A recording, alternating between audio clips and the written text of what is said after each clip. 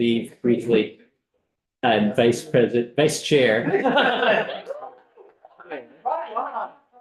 Speaker President. We're not- It'll be the acting chair. The Blue Acting Brothers are representative on the other side. All right, we're all ready to go. We're live. So Commissioner Fitzko, welcome. If you'd like to lead us in the discussion of the Forest Future Program. Yes, great. Thank you for having me and a team here to talk about the Vermont Forest Future Strategic Roadmap. For the record, my name is Danielle Fitzko. I'm the Commissioner of Forest Parks and Recreation. The way I'd like to share today is that I'll kind of give you a broad overview of the purpose, what the planning process, what's in it. And then we have 5 amazing advisory panel members who've been with us throughout the whole journey that will give you a little bit more details about the specific pillars within the roadmap. Would you like to just introduce them or point them out so we know Sure. who the 5 are? I'm just gonna go, you can introduce yourself, I guess. Alan Thompson, Waterbury. Chris Pike. Warehouse. Christine McGowan with the Vermont Sustainable Jobs Fund. Charlie Hancock, Public Works, Greta Montgomery. Abby Long from the Kingdom Trail Association. Great, welcome back. Again. They are actually lined up and how they're gonna present. It's really nice. Wow. was intentional. Guys are organized. We also, I shared the roadmap previously, so you should have that, but we also, I'm gonna hand this out and share this with you as well. Just a handout of the actual action items, so it's in a quick form for you to put right in front of you.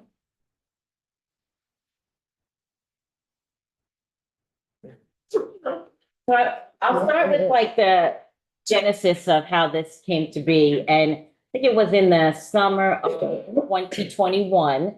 The Rural Caucus, which I'm sure you're all familiar with, and some are members of the tripartisan group of representatives and senators, representatives that come together and really talk about issues for rural communities. And they spent the whole summer really diving into the forest economy. They went on tours, they talked to a lot, they went actually to businesses, they had a lecture series, we gave them a whole bunch of literature. And from that, summer of learning and diving in, that next session, they created legislation, Act 183, for FPR to lead the creation of the Vermont Forestry Strategic Roadmap. So we did get some funding to do that, which was great. So what they learned during that time was that there's many challenges happening within the forest economy, particularly the forest product sector. And you've heard this is nothing new. We know we have workforce issues. It's not just in the forest product sector, but across the board, we have an aging workforce. We're not bringing the next generation in. Rising costs, equipment is really expensive, fuel's expensive, it's really expensive to do business. We're actually losing forests. We're not quite clear on the exact estimate, but if you look at Forest Service data, it's about 11 to 14,000 acres a year. There's a misunderstanding of forest management that, those that work in the woods are really amazing ecosystem managers, but that's being misunderstood. We're having changing landowners. So we have new landowners coming in that may not understand sort of that cultural land ethic connection that we have with the land. Limited in-state processing capacity. We talked about this. I heard you talk about it the other day about sawmill capacity. We're down 64% in sawmill capacity in the past 20 years. We have about 38 now, but we used to have 220 some years ago. And then there's identified some barriers and regulations, and that's just the beginning of what we've identified. So the roadmap was really meant to strengthen, modernize, promote, and protect the forest product sector and the greater forest economy. And it's really meant to be a 10-year plan that sort of looked at all this body of work that we've been doing over many years, because this is not the first time we've looked at and studied how to really address the forest product sector and the greater forest economy. Look back, bring people together, and think about really what a roadmap looks like going forward. Kind of taking a beat off the farm to plate that you've heard about and are very engaged with. That's now 12 years old. So this is sort of our beginning of that sort of strategic plan for us to, in 10 years from now, we'll be on our next plan. But for us, this is really a foundation, because we had a lot to think about, a lot of people to bring together. So we look at this as like, we've got now a roadmap that we can invest in going forward. We had this amazing 22-member advisory panel. You can see us at work and members that we had here today. The way the legislation was set up was that it really looked at a big tent approach. We have Abby, who's here today, who works in recreation. We had conservation groups. We had those that work in the woods. We have manufacturers. We have nonprofit partners. So it was really a big tent approach going forward. And so now I want to share with you something that's within this. Yeah, if you get me lost. And this is sort of like become our symbol for the advisory panel, because I have to tell you, it wasn't easy, all the conversations. Does everybody have one? No. That we had. Right next to me. You get to keep it. You get to keep them. We had some really hard conversations. We need to put a value. on this before we accept these. It's under $50, so you should be good. And we wanted to make sure, and it was important to me as the one who was charged with creating this, that we had consensus going forward, that everyone that put their name on the plan could stand behind the plan. And sometimes we had some action items, we're like, okay, we had a vote. And if we didn't, if we had red, we would not move forward. So people really literally use this as a voting mechanism. If we had yellow, let's talk about it, see if we can get there. And by the end, we all got to green. So everything you're seeing here is fully endorsed by all the advisory panel members. So then we made these for the advisory panel members. And then we started to think like, God, this is really symbolic to the work. It's a building block, like, it's like the beginning, it's a building block. It's wood. It's made from a local manufacturer, Maple Landmark. So we said, maybe we should just use this as sort of our kind of trademark really for what's going forward with the roadmap. So you've got, I would say, the second generation of blocks, because the first one, Catherine, who's on our team, painted at home. Now we're making some new ones that actually have the 5 pillars on them, which you'll hear more about. So that's our block. So, and you're the only committee, as being a committee of jurisdictions, that's actually getting it like second generation. So maybe like in 10 years from now, it'll be of real value. I'm saying. We'll use this to vote. Well, maybe it's a great tool for you. Yeah, totally. So I just want to give you an understanding of the planning process that we went through, and it was really intentional planning process. We contracted out with a firm called Future IQ. In addition, we had staff support, and we partnered with Vermont Sustainable Jobs Fund. Christine McGowan was real integral as well in helping us build this plan. But the first part was exploring perceptions. We kind of wanted to get a beat on like what did people think about the forest economy, forest product sector? Where do they vision it kind of going forward? What are the barriers? So we put out a survey, and we did a lot of we did like industry roundtables. We ran around the state and we listened and really spent a lot of time trying to understand what's currently going on and looking at the past reports. Then the next part of the process where we tried to think, okay, what does the future look like? Where do we want to go? We need to identify that vision and what are the implications of that vision. So we went through this whole process of identifying what are the key drivers that we need to be aware of for the future, like who are the future voters, what does land use look like? They shift where we're going to be in 10 years from now, and trying to identify like what is that preferred future. Then we developed draft recommendations that we took out on the road as well. And then now finally we have the final roadmap, and we have an event on the 22nd. I'm going to send you an invite. We'll be in the Cedar Creek room for launching this publicly, the roadmap. But the way I look at it, this is really just the beginning, because it's great to have a roadmap, but if you do nothing with it, that's our fault. And so really committed to lifting up a steering committee and really working on this going forward. I think one of our special sauce is how much we really tried for public engagement. That survey that I mentioned we put out, we had over 850 people respond to the survey. We had think tanks, 5 industry roundtables. We put out 10 newsletters. We did interviews. We did 20 community engagement sessions. I actually am exhausted just thinking about all we did last year, because it felt like there was just so much going on. The advisory panel met every month. Our internal team met weekly, but we really tried to understand, to hear the concerns, and then chart a path forward by really with a lot of engagement. Can I interrupt? 850 is an impressive, feels like an impressive number of responses. Can you just say again who they were? Are there 850? Yeah, so there was 850 survey responses. So we did put out an initial survey to identify perceptions and sort of what their thoughts are for the What future. was the universe? Who were Yeah, they? so we actually, we can dial into that a little bit more because we actually have the results on our website. You can do that, but a lot of them were those forest landowners, those directly involved in the industry, whether you were a forester, a logger, a trucker, primary, secondary manufacturer. I would say that was probably 60%.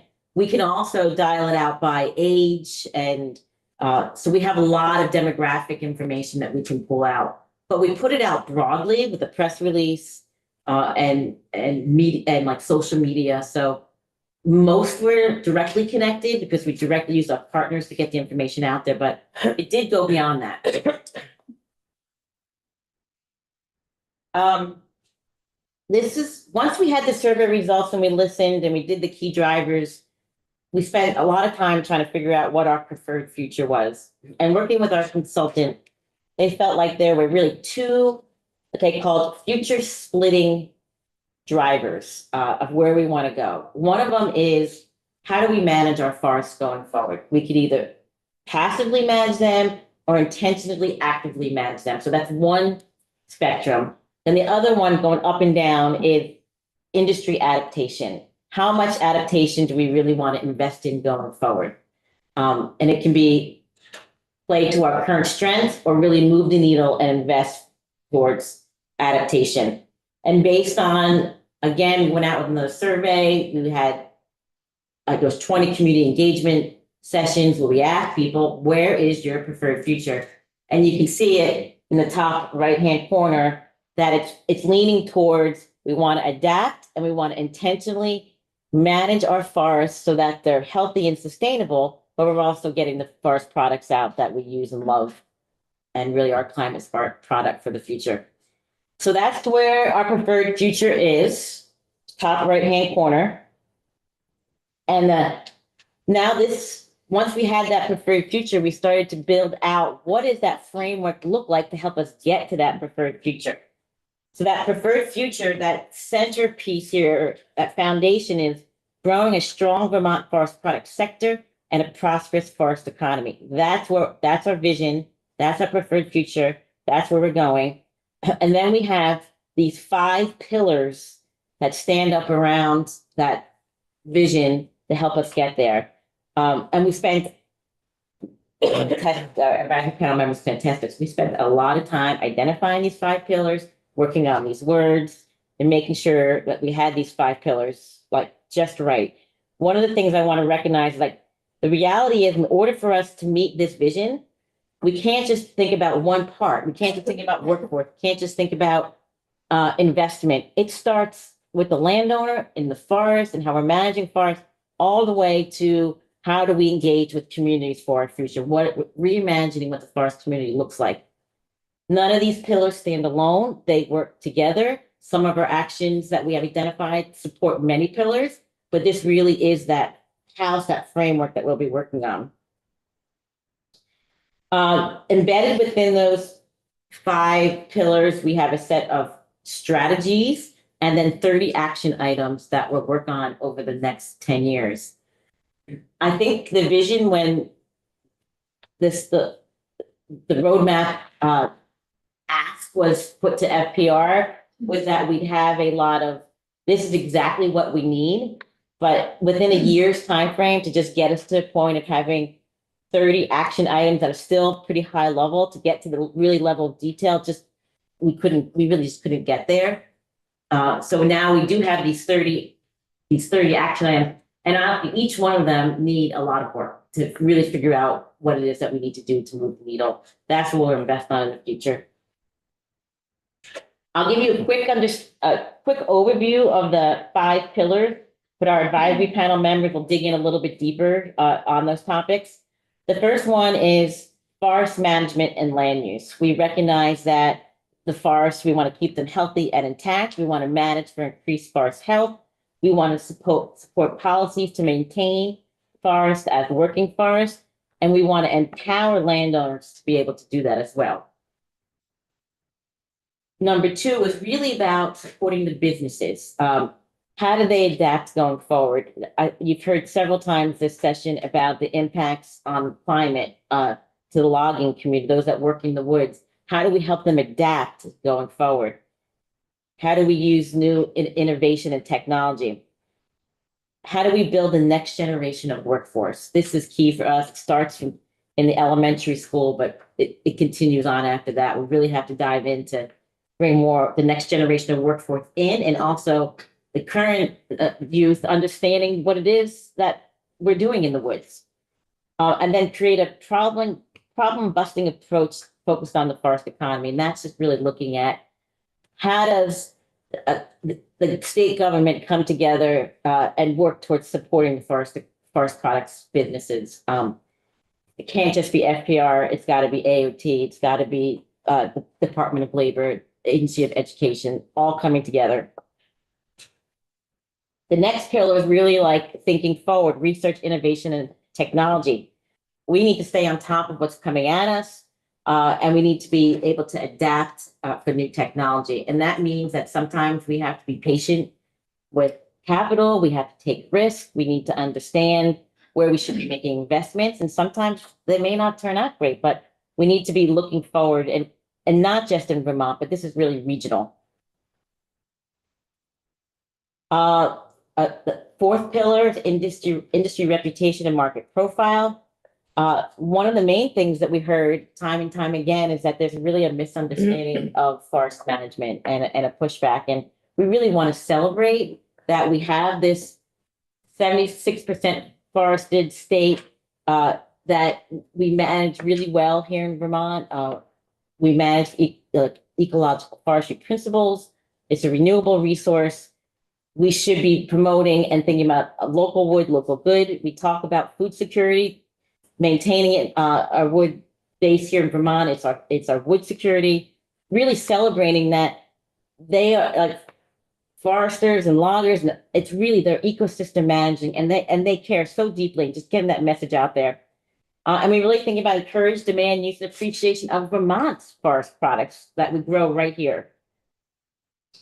And then really the last one is forest economy in Vermont communities and how we build stronger linkages between the forest users and the forest product sector. Time and time again, we kept hearing about the connections we need to be building and making greater with the recreation community. They're out there, they're seeing, the work that we're doing. They're great ambassadors for us, and we need to be working more closely with them. And then what does the forest community look like for tomorrow?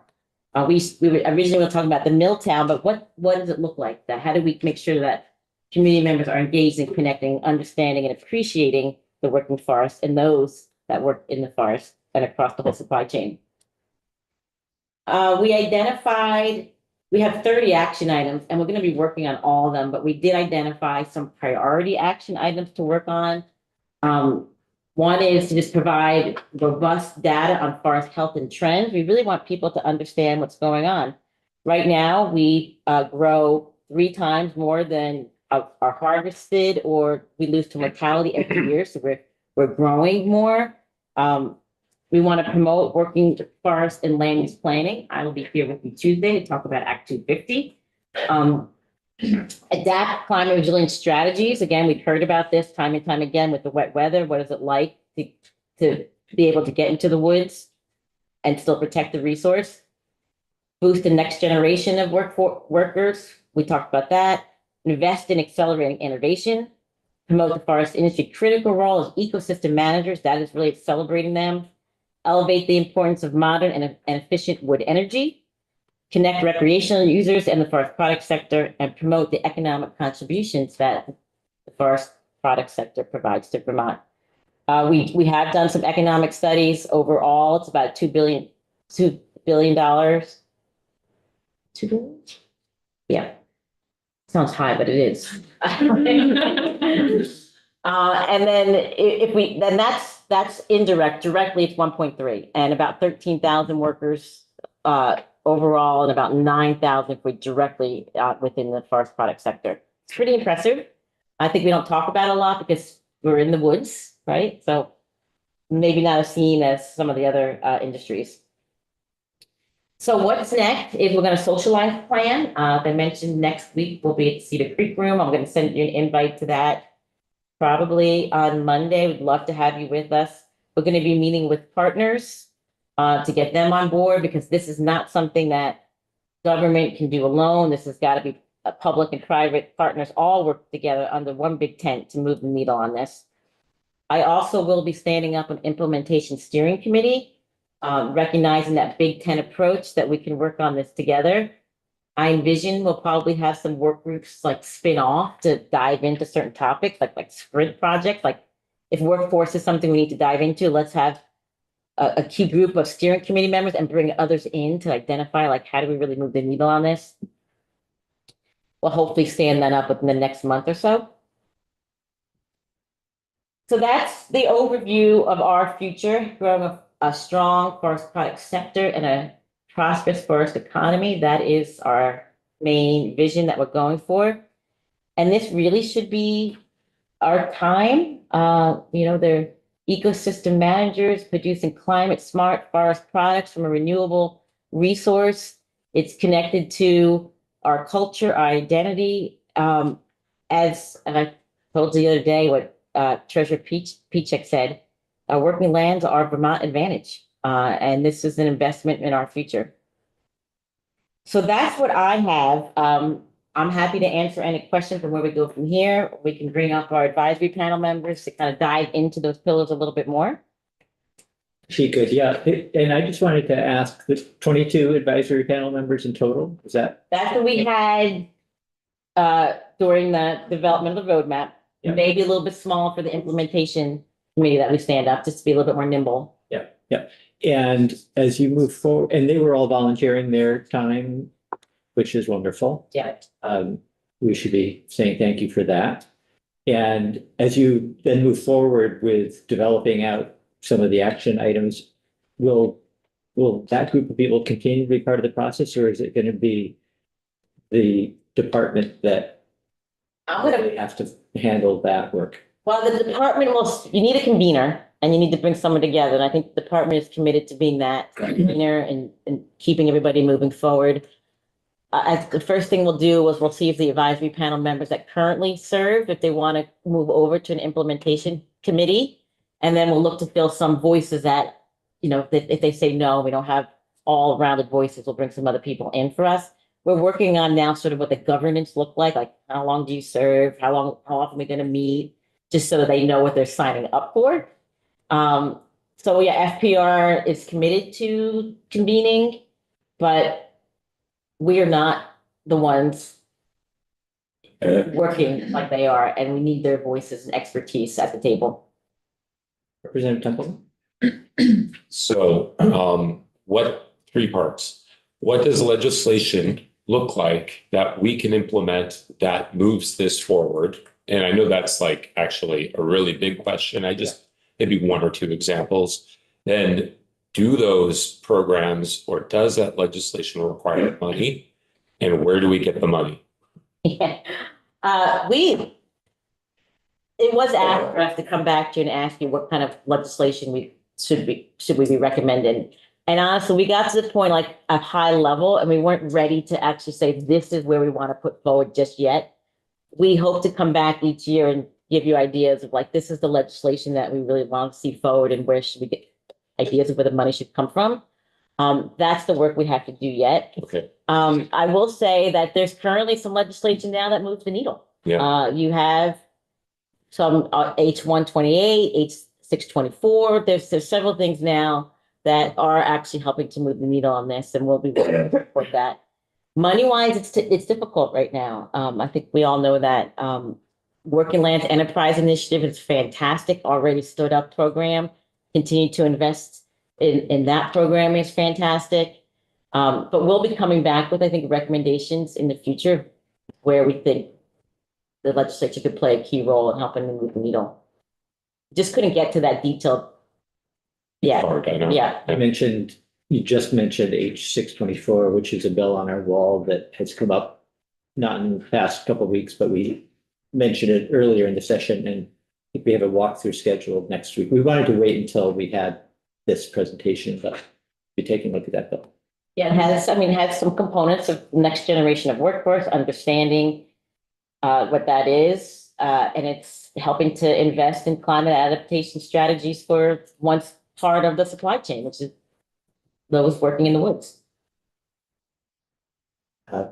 Yes, Rick, Danny, were there, as you were working on the roadmap, were there voices or stakeholders that you didn't really think about at first, and then all of a sudden you're like, wow, they should be in this conversation? Like you mentioned the Agency of Education, like I wouldn't think of that normally as part of the forest economy, or, you know, maybe dairy farmers because they control so much of the forest in Vermont, but it's really what's happening in dairy that might affect what happens in those forests.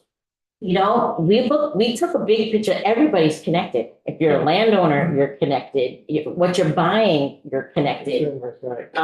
I think we've identified some key people to be working with more closely, but we looked at it as that everybody's, this is Vermont. And I know that's hard to say, you know, like, but we want people to even appreciate and understand when they're looking at the beautiful scenery, that that's a working forest and that they understand and appreciate that. But there's definitely like, we've got to focus on investors. It's not traditionally an area that we've thinking who's like capital, we got to get capital in. The innovation of research is, you know, an area we need to be digging into a little bit more. And certainly the agriculture connection we identified specifically being more closely linked with Maple. And they've done a really good job of marketing and celebrating. And like, we think we can get some lessons specifically from them. So we've identified some specific areas. Great. Thank you, Commissioner. Any further questions? Okay, I'll take it next Alan. We have Alan on the list next. You get a block. Thank you for the opportunity to speak with you today. My name is Alan Thompson. I'm from Waterbury, Vermont, president of the Vermont Woodlands Association, an organization with over 100 years of service dedicated to the education and advocacy of productive stewardship, use, and enjoyment of Vermont woodlands. I'm a consulting wildlife biologist and forester, and a tree farmer in Waterbury. I want to start by thanking Commissioner Fitzko and the department for helping us do some pretty unprecedented work, getting a extremely diverse set of minds around the same table for, yes, many, many hours, volunteer hours, and discussing some at times challenging subjects that we all are deeply committed to. And thank you to the legislature too for supporting the opportunity to do so. That was huge, and we look forward to working with the department, with you and others to move this roadmap forward. Pillar 1, forest management and land use. Its focus is to sustain a diverse forest economy and contribute to climate change mitigation by supporting the health, resilience, and productivity of Vermont's forest lands through stewardship and management. This pillar is really about an assumed use and preferred use of the Vermont forest lands, whether you're hiking, skiing, hunting, drinking maple syrup, walking, or using wood products. All that stuff requires a healthy forest. And so the diverse suite of stakeholders that at this proverbial table had a long list of values, and they all required a healthy forest. And so it's by no accident that this is the first pillar and the first major strategy of the roadmap. So goes the forest, so goes the people, so goes the forest. The strategies, therefore, focus on managing for increased forest health, promoting good policy that supports working forests, supporting the forest owner in their stewardship by reducing barriers and creating incentives to do so. The health of our forests is an obvious and recurring theme in our discussions, as Danny described. You'll see a lot of recurring themes throughout each of these pillars, that one pillar really depends on the other to reach our final goal. And I can't imagine that you could find a better group of individuals more dedicated to the health of our forests and the health of our forest community. These are woods that you know, that they knew, that they know, they love, they play and work in. And our stakeholder and public engagement sessions show the same thing.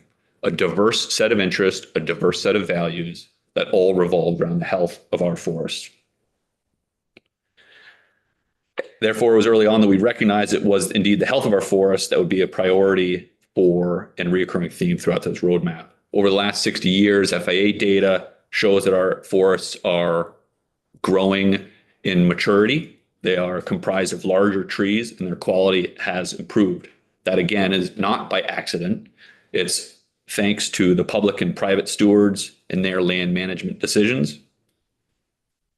But it also is obvious to users and stewards that forest threats are increasing. Invasive pests, invasive plants, social and cultural pressures, and changing weather patterns put our forests at greater risk, and new and improved tools are required to continue to keep our forests and the management of our forests healthy and productive. This roadmap and the pillar lays out a path for Vermont that supports sustainable and active land management, that utilizes a diverse suite of silvicultural tools, policies, land uses that are both active and passive, and improved engagement of Vermonters in their forests and forest uses. Again, thank you very much for an opportunity to be here and for your commitment to Pillar 1. We'll step aside and keep the ball rolling.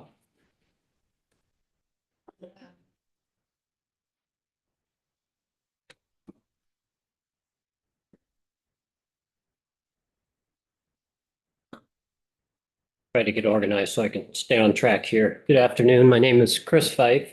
As mentioned, I work for Weyerhaeuser, and I'll be presenting on Pillar 2, the focus of which is creating a business environment and workforce that supports a competitive Vermont forest products sector. I also want to just echo the thank you to Danny and the department for the leadership and for convening the group. And the legislature for having the foresight to recognize that this is an important industry and one that we want to cultivate and have be a part of Vermont's future, as it has been such a strong part of the past. A little bit embarrassed that they let the cat out of the bag, that the only qualifications were playing with blocks for being on the advisory panel, but now you know what to expect from the comments on Pillar 2, I suppose. The company I work for, Weyerhaeuser, owns 86,000 acres of timberland forest up in the Northeast Kingdom, former champion lands that we manage for timber. All of our land is managed under the third-party certification with the Sustainable Forestry Initiative. So you might ask, why would you have a large timberland owner present on Pillar 2, which is focused on business environment and conditions? We have no processing facilities in Vermont or the Northeast, nor do we have any company loggers or truckers. But what we do have is we have a working forest conservation easement, and we have forest management objectives that necessitate the annual harvest of approximately 2,000 truckloads of logs and pulpwood each year. We need a vibrant forest products sector, from loggers and truckers to sawmills and other wood processing facilities, in order to support the forest management that keeps our working forest working.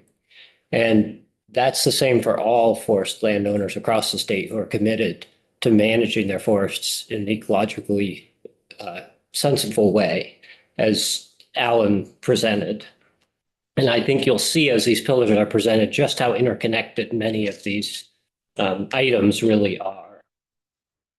The overarching themes of Pillar 2, capacity for industry adaptation, next generation workforce, removing institutional and policy barriers, were responses to input we received through the stakeholder engagement process. And when you have the actual report in front of you, I know you have the summary, but I'm referring to a few of the pages in the report. And page 12 notes of the roadmap notes that stakeholders identified the rapid pace of change, and both in technology, costs, competition within the industry as a real challenge. You know, this is something that most industries are facing, but I think in natural resources, it can be particularly difficult to embrace that and to finance those changes. Things like robotics and machine learning are becoming necessary in wood processing. It's very common to go into a large sawmill and see laser robotics and machine learning going into the production process there. Harvesting equipment now contains high-tech computers. So the machines that are being used to cut down trees in many cases have computers in them, and the operators need to know how to run those. And then, as we all know, climate change is putting pressure on infrastructure, including things like log storage at mills. As the mills need more room to store logs as our climate changes and they have to take advantage of the weather, loggers are logging when they can, and they need to move those logs to the mill so they're ready to be sawn when, they're there to be sawn as the mill needs them. In the past, that could be a little more real time, but now more and more there has to be thought towards how do we do that, get those into place to keep that business going year round. The forest, as I thought about this, the forest and the forest products industry has a real proven history of adapting. We're blessed with a very adaptable forest, and I think that's part of the reason our industry has been able to adapt over time to changes. I think what the sector needs is removing these institutional and policy barriers, and that's one of the items that was identified. The question about how much is this going to cost is a really good question. And I think this focuses on some of the low-hanging fruit. What can we do that might remove a barrier right now that will help in our management, that will help our industry in adapting to some of these changes? And those may have little to no cost, but have big payout when we have new industry come to the state, when we can establish more forest products industry, folks who are looking at things we never thought about, bioproducts that are coming from nanocellulose, things like that. So there's so much, the universe is so huge now. It's not just boards and pulp. There's just so many industries that we can explore as a state. And those industries will require us all to work together to make sure we're welcoming them to the state. The final challenge that was identified is a really important one, but also not a unique one, and that's the challenge of workforce. Connecting to the next generation of workforce for our industry, for every phase of the supply chain, is something we recognize is a real challenge that we're going to have to actively figure out how to address. But we're optimistic. Young people want meaningful jobs. They want to be connected to the environment. They are connected to the environment. They want to make a difference. And our industry offers the ability for all of those. Society is putting more value on using renewable, sustainable resources in place of finite carbon-intensive products. We know that many still need help connecting, cutting trees with the ecological and downstream benefits that provides. However, the broader connections in Vermont to the working forest through recreation and other non-timber forest products provide a real opportunity and real inroads for us as a team to figure out how to reach people and let them know about our industry. As I said, the goal of Pillar 2 is maintain a competitive Vermont forest products sector. And when I was thinking about what does that mean, competing, what does it mean for us to be competitive? I thought back all the way to high school. In high school, I played soccer for 1 year, my freshman year. We had an okay team. We had a couple of really good players, upperclassmen who were able to get the ball down the field and score without much help. And we won some games. Well, most of us ran back and forth up and down the field wondering, what our part was in all of this. I stuck it out for 1 year and then went on to cross country. I knew I could run after doing soccer for a year. But I think the point is, when I think of our industry and the state has all of the pieces in place. We have an amazing forest resource that's healthy. We know how to keep it healthy and manage it well. We have professionals at managing the forest. We have a department that's committed to the forest, the industry, and the wider forest economy in the state. We have the legislature who is obviously pulling for this industry, who is thinking, how do we support growth? How do we do it in a smart way? How do we attract new businesses that help with new tax revenue that continue to move the state forward? And how do we attract people to the state and to the jobs that can be offered? And I think there's no more beautiful place to live and work than in the Northeast. And I think probably most of you would agree with me. So we have a lot going for us. We need to be able to adapt, though. When those two upperclassmen graduated, our team stunk. We didn't win after that. We weren't competitive. We can't focus on just what's winning for us right now. We have to think about the future, and that is the beauty of the roadmap. This is the next 10 years. What are we going to do to have a successful future for our forest product sector in Vermont? So with that, I will pass it off, and I apologize for going just a little bit long.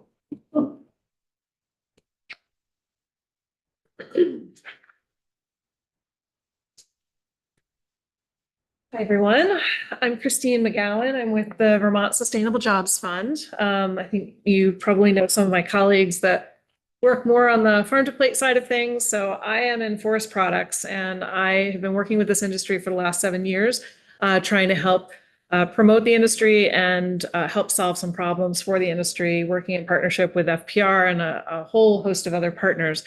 So I'm here to talk about the innovation pillar, and this one is a real exciting one. We think about our forests and we look around and we see what's going on in the woods, and a lot of great things happen in the woods. But what happens to those trees when they leave the woods? Where do they go? What happens to them? And what are the demands for the products that are coming out of our woods? And that world, as Chris touched on, is really opening up. If you look in other parts of the world, there are so much research and development happening around different types of forest products, whether that's in construction. You may have heard of mass timber, which is really utilizing wood in a new way to build larger buildings, larger spans, taller buildings with wood. So that you can replace steel and concrete. And so we're solving a problem. We're taking a fossil fuel intensive way of building and changing that into something where we're using a renewable resource to build. So that's one example. Nanocellulose. There's a whole world of exciting new products that are coming down the pike that can replace plastic with wood. So things like bottles and clothing and all kinds of things that are made right now of fossil fuels, oil for plastic, can now be made of wood. So where are the opportunities in this region to utilize the wood that comes from our forests to start to solve some of that? Energy, frankly, is another area I think ripe for innovation. So this pillar is going to be about looking at what are the different types of products, services, and frankly, how people do their work in the woods. So there's lots of innovations happening now in the woods, but what else can happen? Climate change, as you all know, and Representative Lipsky, you know all too well that climate change is impacting a logger's ability to work in the woods and have a viable business year round. So what are some of the innovations that can happen on the equipment side of things, on just all sorts of technologies that can help people in the woods do their job better, more efficiently, and get product out? So that's one example. But then again, there's a whole host of products out there that can be explored. I'll give you an example of where this is starting to happen on the mass timber side of things. Right here in Vermont, the Fairbanks Museum recently completed an extension to the building that is made of mass timber. And those boards were, they are Eastern hemlock that was milled here in Vermont. It was sent down to Alabama to be processed into mass timber because we don't have that plant. We don't have a CLT plant in our region. but it was brought back and used on that product or on that project.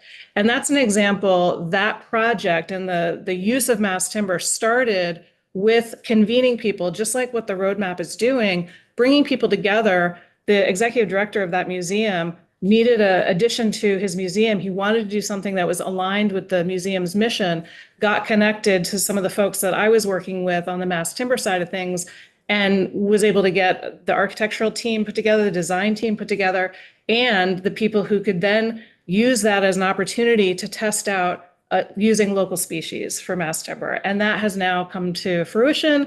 That building is now open for tours. I'm very excited. We're going to get a tour going soon, so we'll let you all know. But I would highly recommend you go and see it because it's an example of the kind of innovation that's beginning to happen. We want to see more of that in our region.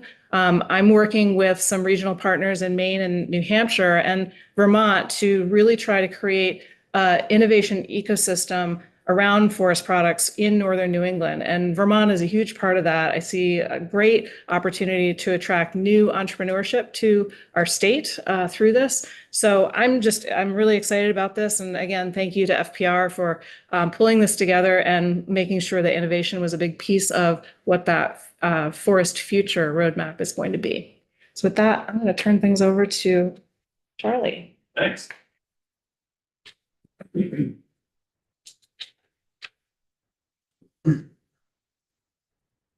Good afternoon.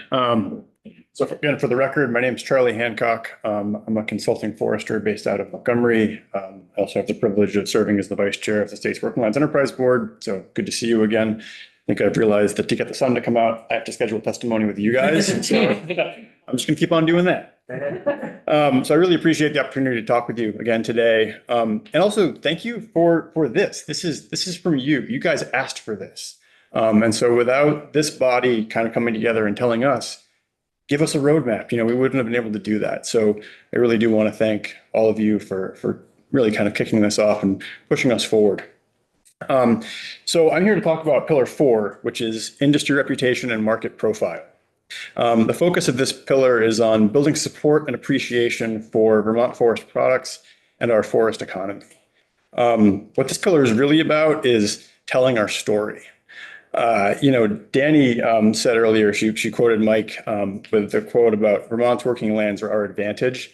And that is so true. I mean, as one of the most heavily forested states in the country, we're also really unique in that over 80% of our forest land is privately owned. Those are what we call family forest owners. The stewards of this landscape are individual Vermonters that are part of our community, part of our families, our friends, business owners. So this is really a connection that we all share and have deeply. Zooming back out from Vermont too, I mean, we talk about telling our story, man, like what a story to tell. When you zoom out, you see that Vermont is placed right in this context, right smack dab in the middle of this greater northern forest.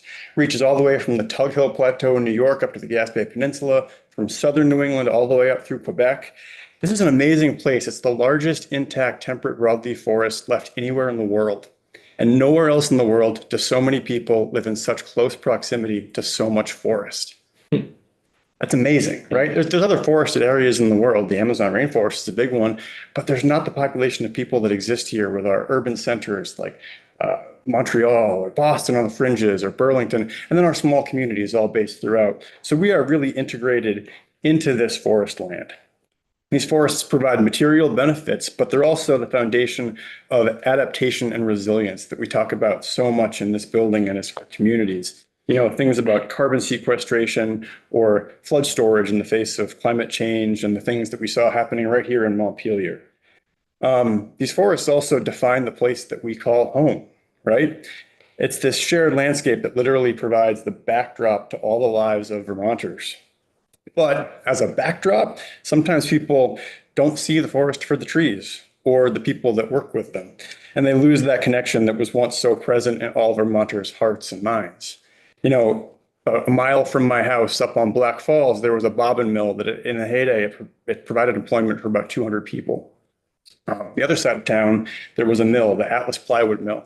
There was a period of time where if you bought a Victrola record player anywhere in the world, it would show up in a box that was stamped Atlas Plywood Company, Montgomery, Vermont. I mean, how cool is that, right? But the last guy that worked at that mill as a kid passed away maybe 5 years ago. And so we're kind of losing that connection a little bit, the connection that we had as such foundational elements to these communities.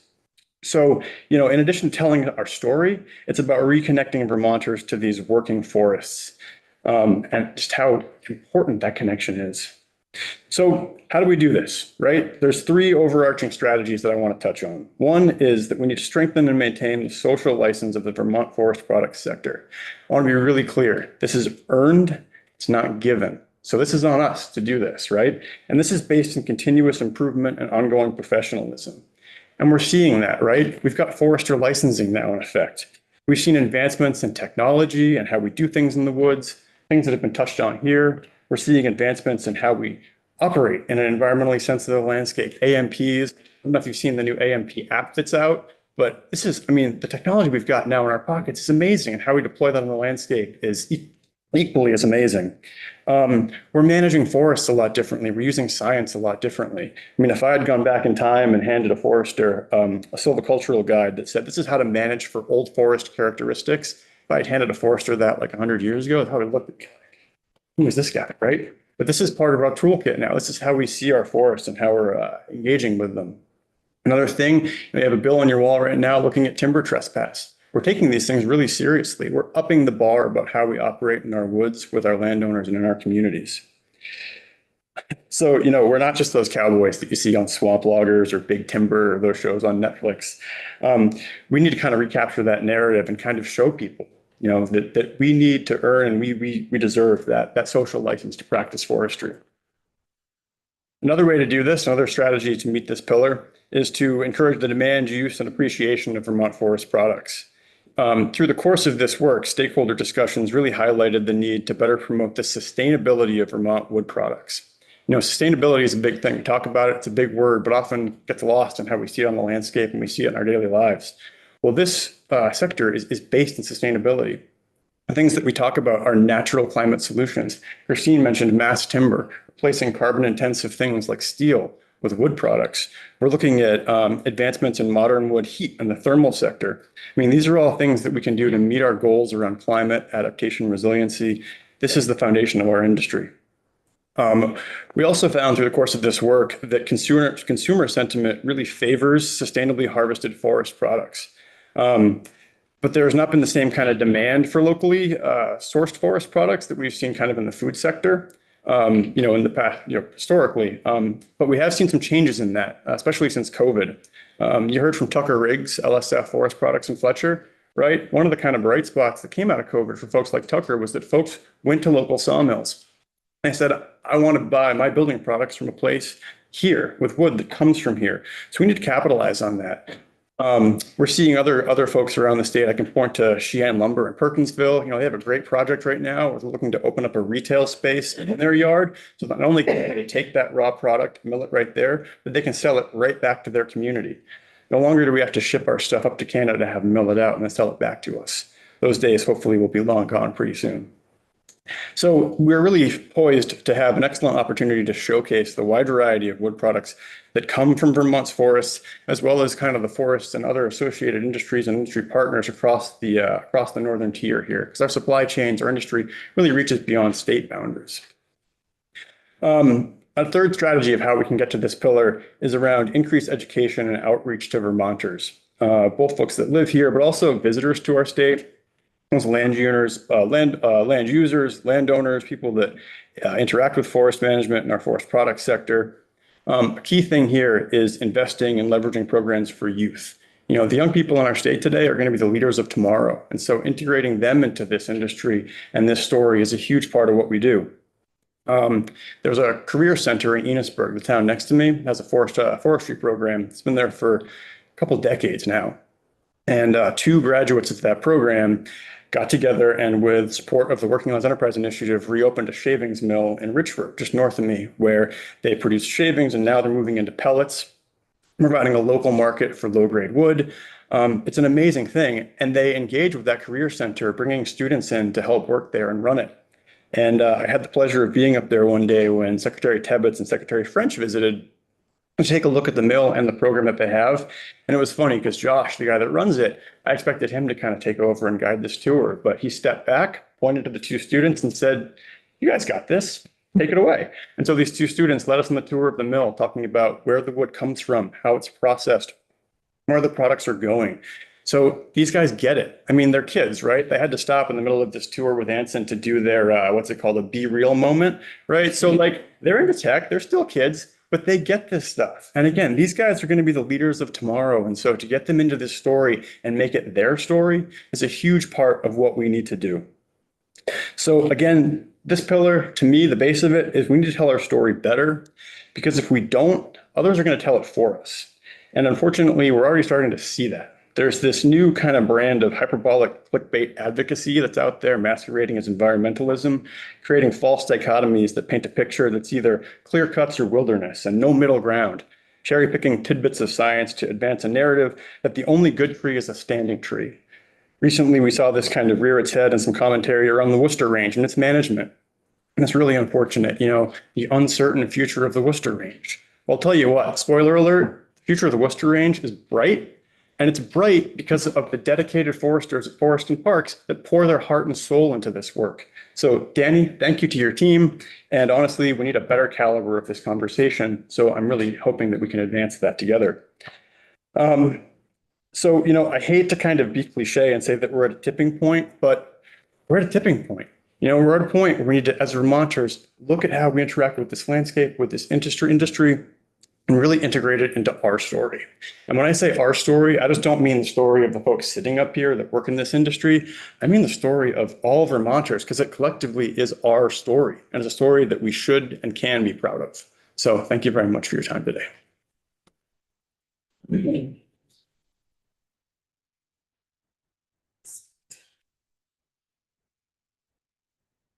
Hello again. Twice in 1 week for you guys. My name is Abby Long, and everyone has been sharing their thanks, of course, with you, but also with Commissioner Fitzko. And I truly do want to share that it has been an honor and a privilege to look to and learn from Danny, a strong, skilled woman, a minority in this industry, leading this process. And I really believe that needs to be recognized. I am grateful, of course, for the opportunity to have been a part of this roadmap, serving as the sole outdoor recreation voice, as I am the executive director for the Kingdom Trail Association. And I won't bore you with Kingdom Trails because I did that 2 days ago. But we are a nonprofit trail organization located up in Vermont's beautiful Northeast Kingdom. I shared the other day when speaking about H673, we're celebrating 30 years this year, as we were founded in 1994 on old logging roads. And that's truly thanks to the NEK's traditional forest industry. And I'm proud that our trail network continues to serve as an incredible example of the new working landscape. And that's where outdoor recreation is part of the forest economy and deeply intertwined with our local community. And therefore, I am presenting on the final pillar, Pillar 5, Forest Economy and Vermont's Communities. And the focus of this pillar is to protect and enrich the positive impact of the forest economy on the communities embedded in Vermont's forest landscape. And the two overarching strategies that support this pillar, they include building stronger linkages between forest users and the forest products sector, as well as imagining the forest community of tomorrow, the future.